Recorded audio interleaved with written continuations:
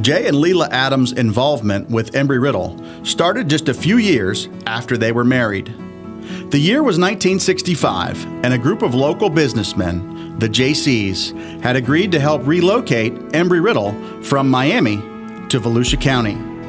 Under the direction of local business owner Gary Cunningham, Operation Bootstrap was born. The entire operation took place over one weekend, and all of what was then Embry-Riddle Aeronautical Institute would fit into 31 pickup trucks.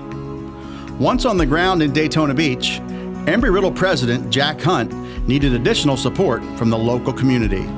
This is where it all began. When Jack Hunt was looking to relocate Embry-Riddle out of Miami in the 1960s, how did you convince Jack that Daytona Beach was the right fit?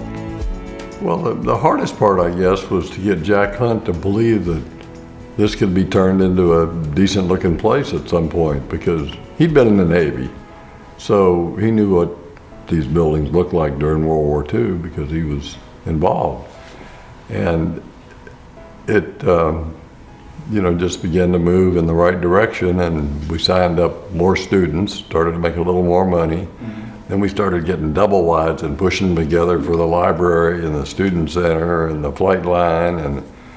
And then, little by little, we finally were able to start building, as I said earlier, over on the frontage of Clyde Morris, and start the permanent campus. And it grew and grew and took time, but we had a pretty decent looking campus finally, but it was,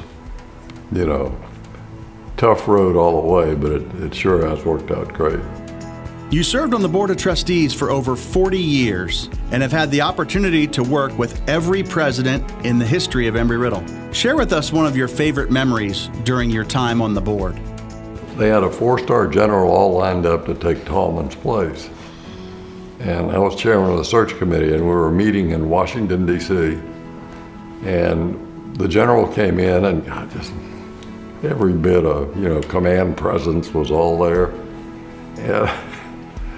And after we'd interviewed him, which didn't really take long because he's very impressive, we get this other candidate walked in the front door of the JW Marriott in downtown Washington, and he looked like one of the students. I mean, he's about 5'7" and real young looking. He was like 34 maybe at that time. And he had a complete computerized presentation of all the things that Embry-Riddle ought to be doing or could be doing, or the way to grow and the way it could really, do what it's done. And so the vote ended up being 7-0. And Tallman came by my office and came in the back door, walked in my office. There was a back door you could get in through. And I explained what had happened. He said, "Well, you've got to change it." And I said, "Yeah, the vote was 7-0. I can't change it." And he didn't speak to me almost for a year. And in fact, they had a function out in Prescott, and they had a party up in the penthouse area, and I was not invited. That 5'7", 34-year-old became Embry-Riddle's third president, Dr. Steve Sliwa. As a member of the Board of Trustees for 41 years, you had involvement with every area of campus. What attracted you to get involved with the athletic department? Always, I wasn't any kind of a great athlete, but I played a lot of handball and racquetball with a couple of the presidents, and kept trying to push us in that direction where we start our own athletic program. And of course, we were lucky enough to get Steve Ritter, and I think it was his first job ever. Over the years, Brown & Brown has hired a lot of former Embry-Riddle student athletes.